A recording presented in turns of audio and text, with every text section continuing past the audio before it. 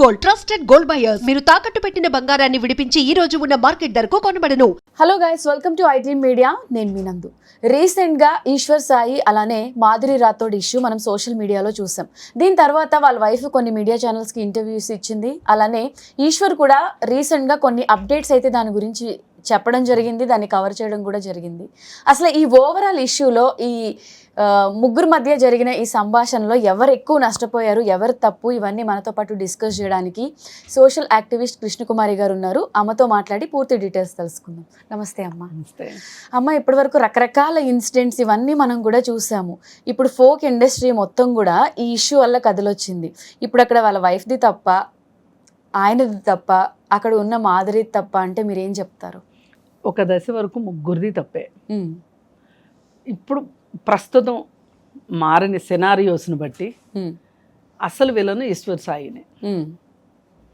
ఈ ఈశ్వర్ సాయి లాంటి వాళ్ళు ఏం చేస్తుంటారంటే, వాళ్ళకి ఇంట్లో భార్య ఉంటుంది, పిల్లలు ఉంటారు, మళ్ళీ వాళ్ళ ప్రొఫెషన్లో వాళ్ళకి వేరే అమ్మాయిలు పరిచయం అయినప్పుడు ఏ అమ్మాయితో నేను పెయిర్ లాగా చేస్తే బాగుంటుంది అనే ఒక ఉద్దేశం వచ్చినప్పుడు, పెయిర్ అయినప్పుడు దగ్గరైన క్రమంలో ఏం చెప్తారంటే, ఆమె గనక సింగిల్ అయితే, ఆమె దగ్గర మంచి పొటెన్షియల్ ఉంది అంటే వీళ్ళు ఇమ్మీడియట్గా భార్య మీద నెగిటివ్ చెప్పేస్తారు ఆవిడకి. ఏమని, మా ఆవిడ గయ్యాళిది, నేను అసలు మనశ్శాంతి ఉండట్లేదు, అసలు నా మైండ్ ఎక్కడికో వెళ్ళిపోతుంది, నాకు రిలీఫ్ కావాలి, అసలు నిజంగా నాకు పెళ్ళి అవ్వకపోయి ఉంటేనా నిన్నే పెళ్లి చేసుకునేవాడిని, ఇట్లాంటి కథలన్నీ చెప్తారు. చెప్పి ఇతనొక్కడే కాదు, జనరల్గా కూడా చేస్తూ ఉంటారు. చేసి ఇంకా వాళ్ళకి దగ్గర అవుతారు. ఈ అమ్మాయికి కూడా ఆల్రెడీ ఒకటి సీరియస్ బ్రేకప్ అయింది. ఆ డిప్రెషన్లో ఉన్నప్పుడు ఇతను దగ్గరుండి ఫేక్ ప్రామిసులు చేశాడు అనేది కూడా తెలిసిన సర్కిల్లో వాళ్ళు మాట్లాడుకుంటుంది. అదంతా వాస్తవమే, అదంతా వాస్తవమే. వాళ్ళెవరో చెప్పక్కర్లేదు. జనరల్గా ఈ రిలేషన్స్ ఎలా ఏర్పడతాయి అనే దానికి ఒక బేస్ చెప్తున్నా నేను.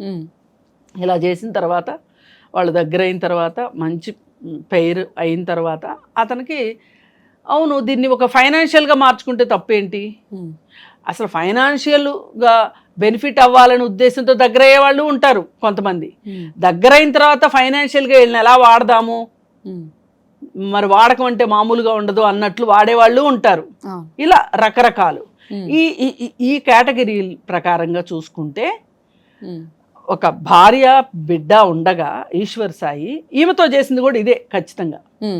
చేసి ఆమెకు ఒక ప్రామిస్ చేసి, నేను స్ట్రెస్లో ఉన్నాను, నువ్వు స్ట్రెస్లో ఉన్నావు, మనిద్దరం కలిసి మనశ్శాంతిగా ఉండటం ఎలా అనే ఒక ప్లానింగ్ పెట్టాడు ఆ అమ్మాయికి.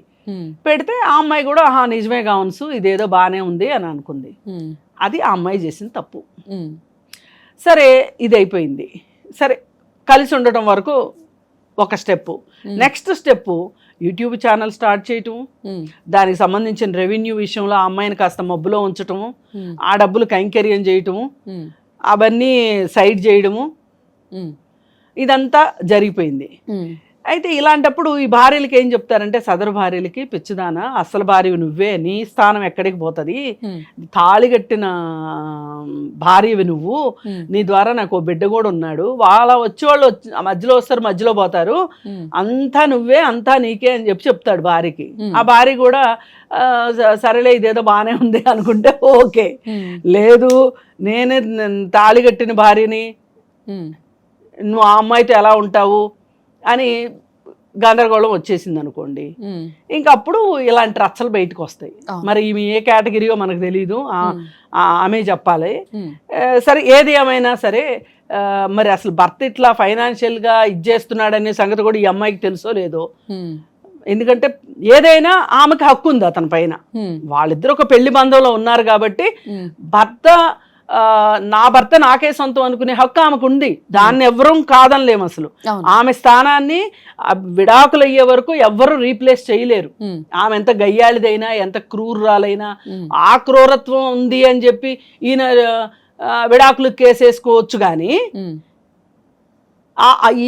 ఈ కబుర్లు చెప్పి ఇంకో అమ్మాయిని పడేయటానికి వాడుకోకూడదు అవి.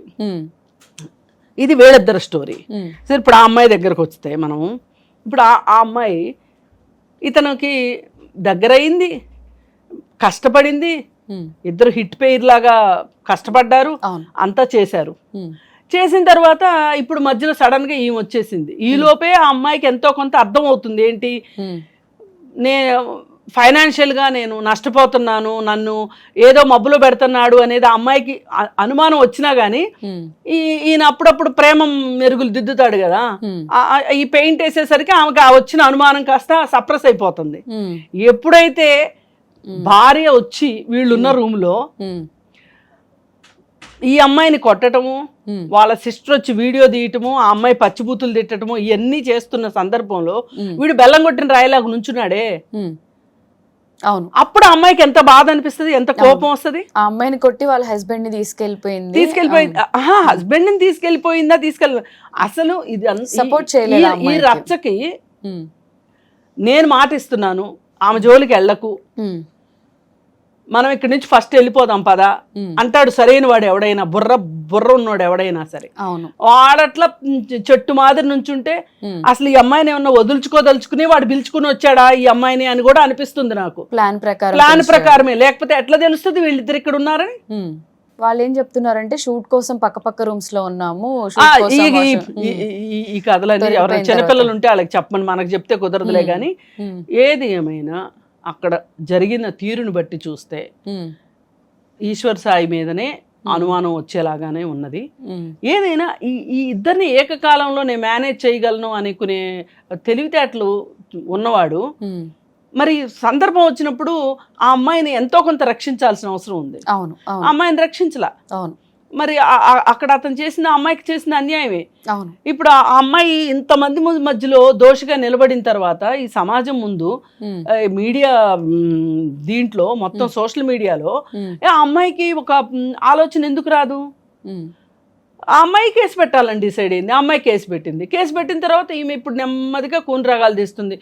జీవితం ఎవరికైనా జీవితమే కదా, నా జీవితం ఎంతో ఆ అమ్మాయి జీవితం అంతే కదా, ఇంకా ఆపేసేయండి, నాకు కావాల్సిన రచ్చ జరిగింది, ఇంకా కొత్త రచ్చ చేయకండి అన్నట్లు చెప్పుకుని వస్తుంది. మరి ఇప్పుడు ఆ అమ్మాయి పెళ్లి కావాల్సిన అమ్మాయి మీద అంత బ్లేమ్ వేసి సోషల్ మీడియాలో అందరికీ తెలిసినప్పుడు ఆ అమ్మాయి కూడా అంటే అసలు మనం ఆ అమ్మాయి వైపున ఒక్క మాట మాట్లాడటానికి కూడా లేదు. మాధురి రాథోడ్ వైపున కూడా అమ్మాయికి పెళ్లి కావాలి కావాల్సిన అమ్మాయి కదా అని మనం సానుభూతి చూపించాం అనుకోండి, ఆ అమ్మాయికి తెలియదు ఆ సంగతి.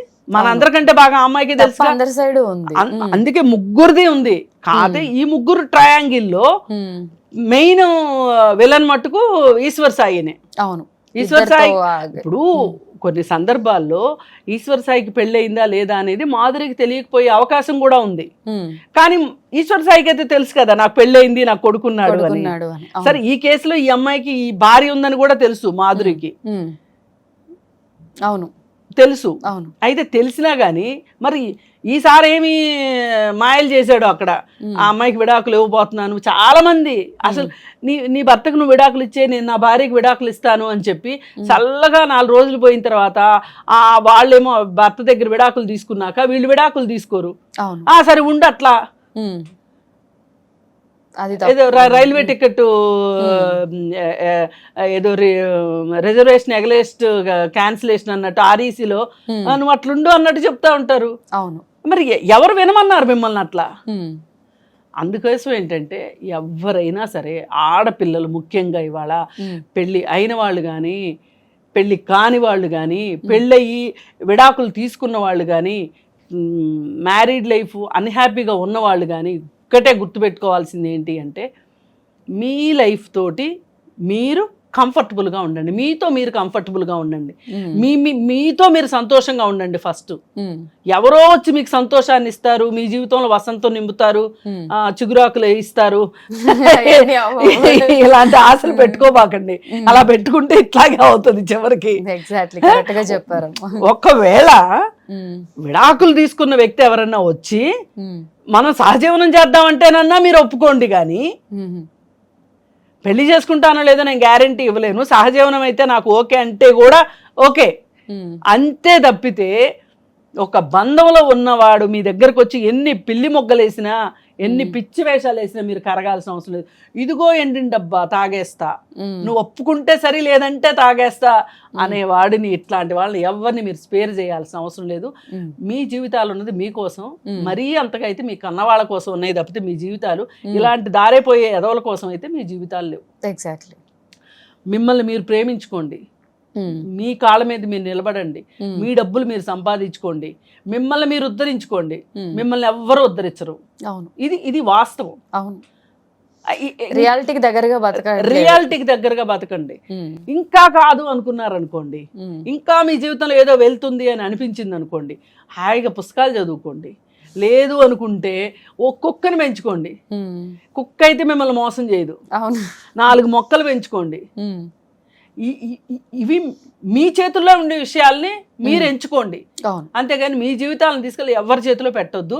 ఇవాళ మాదిరి రాతోడ్లాగా చేతులు గాలిన తర్వాత ఆకులు కట్టుకున్నట్లు చేసుకో. Wrong decision. అసలు వాడింత మోసం చేస్తున్నాడు, ఒక భార్యను మోసం చేసిన వాడు ప్రియురాలను మోసం చేయడా అండి? తాళిగట్టిన భార్యనే మోసం చేసిన వాడు, ఒక కొడుకున్న తండ్రి వాళ్ళ కాదని నీ దగ్గరకు వచ్చాడు అంటే రేపు నిన్ను కాదని ఇంకొకళ్ళ దగ్గరికి పోవడానికి గ్యారంటీ ఏంటి? అవును, కరెక్ట్.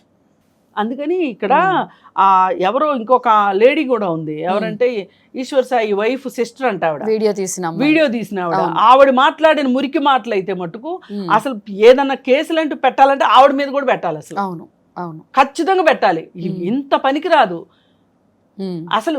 ఈశ్వర్ సాయిని మీరు ఒక్క మాట మాట్లాడరే, ఎందుకంటే రేపు పొద్దున మళ్ళీ అన్ని బాగుంటే కలిసి ఉండాలి కాబట్టి.